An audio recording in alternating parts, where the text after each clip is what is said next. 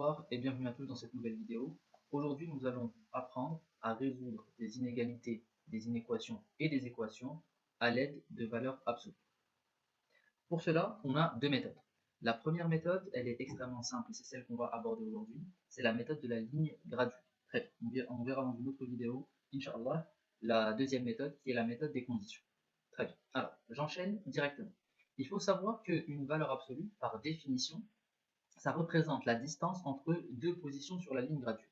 Très bien. Et elle est notée justement valeur absolue de B moins A ou de A moins B. Dans les deux cas, ça marche. Donc c'est la distance. La valeur absolue entre B moins A représente la distance entre A et B. Très bien. À noter s'il vous plaît que lorsque vous voulez parler de distance, vous devez avoir, première des choses, une valeur absolue, mais vous devez avoir également un signe négatif. Si ce signe négatif-là n'est pas présent, vous devez le mettre en évidence. Je vais vous montrer comment juste après. Très bien. Alors, on y va avec le premier exemple. C'est une égalité. Donc, on a x moins 4 est égal à 3. Donc, c'est la distance entre qui et qui? C'est la distance entre x et 4. Parfait. Est-ce que c'est la distance entre x et 4 ou la distance entre x et moins 4? Alors, le moins, il appartient à la formule comme je viens de vous le dire. Donc, c'est la distance entre x et 4. Donc, j'écris, c'est la distance entre x et 4. Et cette distance doit être égale à 3. Parfait. Qu'est-ce que je fais? Je tire ma ligne graduée. Voici ma ligne graduée. Très bien. Qu'est-ce que je pose? Je pose tout le temps le 0. Ensuite, qu'est-ce qu'il faut que je fasse? Il faut que je pose l'une des positions que je connais déjà. Je ne connais pas x, je connais uniquement 4. Donc 4, et on va dire que c'est à peu près ici. Ensuite, qu'est-ce que je fais? Je veux que la distance entre x et 4 soit égale à 3.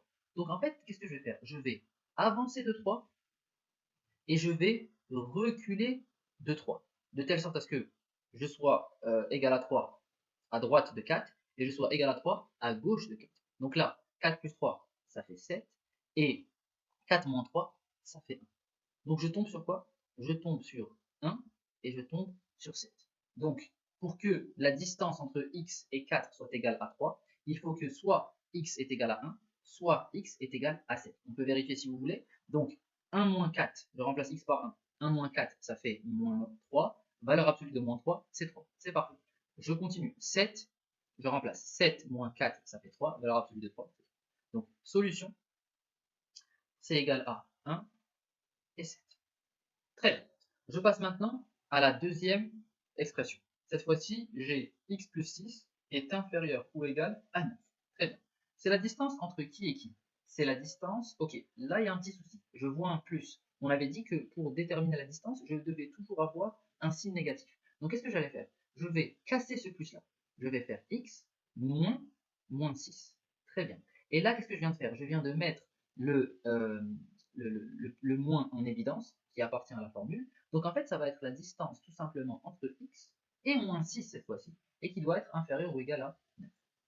Très bien. Maintenant, qu'est-ce que je fais? J'ai ma distance, je trace ma ligne graduée directement.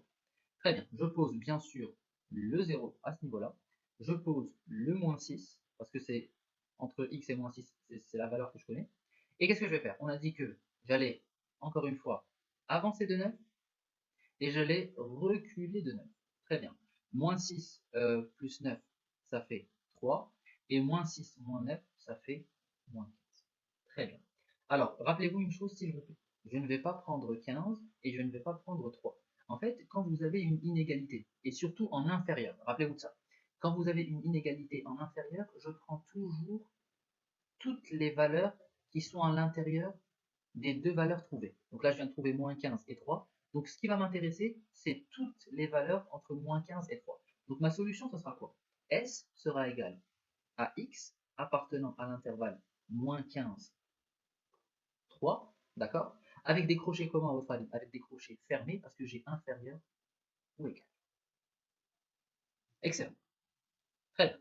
Je continue avec cette fois-ci une inégalité avec supérieur à 5. Je commence. Donc je vais dire quoi? Je vais dire que j'ai x plus 5, j'ai x plus 2, pardon. Là. Je continue maintenant avec la prochaine. J'ai valeur absolue de x plus 5 supérieure à 5. Très bien. Je dois réécrire ça sous forme de distance. Mais, petit bémol, je n'ai pas de signe négatif. Donc qu'est-ce que je vais faire? Je vais devoir, comme on l'a fait ici, casser le plus. Donc ça me donne valeur absolue de x moins 2, très bien, et ça doit être vraiment supérieur strictement à 5. Maintenant que le moins est mis en évidence, je peux écrire ma distance. C'est donc la distance entre x et moins 2. Et cette distance doit être supérieure à 5. Excellent. Je trace maintenant ma ligne graduée. Vous voyez que c'est extrêmement facile. Je pose mon 0, je pose le moins 2, parce que c'est la position que je connais. Et qu'est-ce que je fais? Je veux que cette distance soit supérieure à 5. Donc première des choses, je vais avancer de 5, et je vais reculer de 5, comme d'habitude. Donc, moins 2 plus 5, ça fait 3. Moins 2, moins 5, ça fait moins 7. Et là, lorsque vous avez une inégalité, ou une inéquation en supérieur, supérieur à 3, supérieur ou égal à 5, tout et n'importe, qu'est-ce que vous devez faire? Vous devez toujours prendre les parties qui sont à l'extérieur. Toujours. Vous prenez les parties qui sont à l'extérieur des valeurs trouvées. Très bien. Donc maintenant, si je suis à l'extérieur de moins 7, ça veut dire que ma solution sera quoi? Sera moins l'infini, moins 7. Très bien. Union à l'extérieur de 3, donc ça me fera 3 plus l'infini. Excellent. Très bien. Maintenant, je rajoute mes crochets. Je vois que ici j'ai strictement, donc les crochets seront forcément ouverts. Voici pour les 3 premiers exemples. Je continue avec des exemples un peu différents. Suivez-moi attentivement. Je continue. Toujours la même méthode, résolution avec la ligne graduée.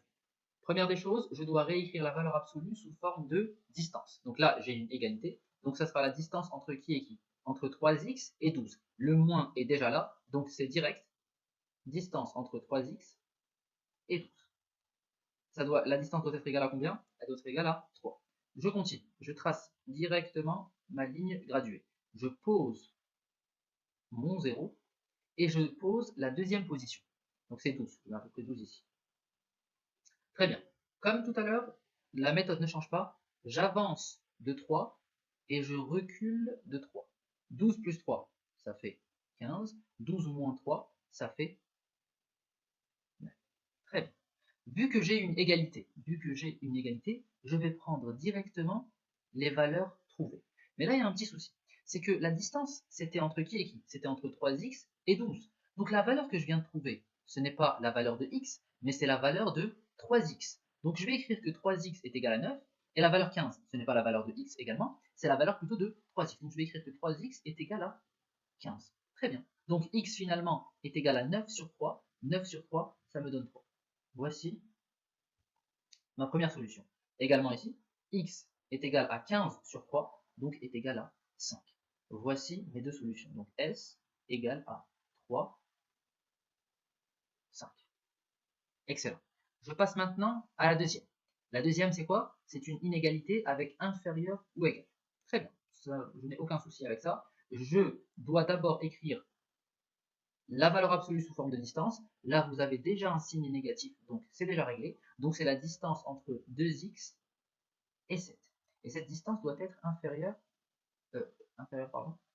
ou égale à 6. Après avoir écrit la distance, directement, je peux entamer ma ligne graduée. Très bien. Qu'est-ce que je dois mettre? Je dois mettre le 0. Je mets à peu près le 7 à ce niveau-là. D'accord? Et qu'est-ce que je fais? Je veux que cette distance soit inférieure à 6. Donc qu'est-ce que je fais? J'avance de 6 et je recule de 6. Donc, qu'est-ce que je fais? 7 plus 6, ça me fait 13. 7 moins 6, ça me fait 1. Qu'est-ce qu'on avait dit tout à l'heure? On avait dit que lorsque j'avais une inégalité en inférieur ou égal, ou en inférieur d'ailleurs, je prenais tout le temps les parties qui étaient à l'intérieur. Je prenais tout l'intervalle entre 1 et 13. Donc, je vais écrire mon intervalle. Vu que j'ai inférieur ou égal, mon crochet sera fermé. Donc c'est 1 et 13.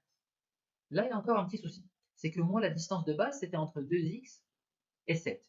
Donc là, ce n'est pas x qui appartient à l'intervalle 1, 13. C'est 2x qui appartient à l'intervalle 1, 13. Donc pour trouver x, c'est extrêmement simple.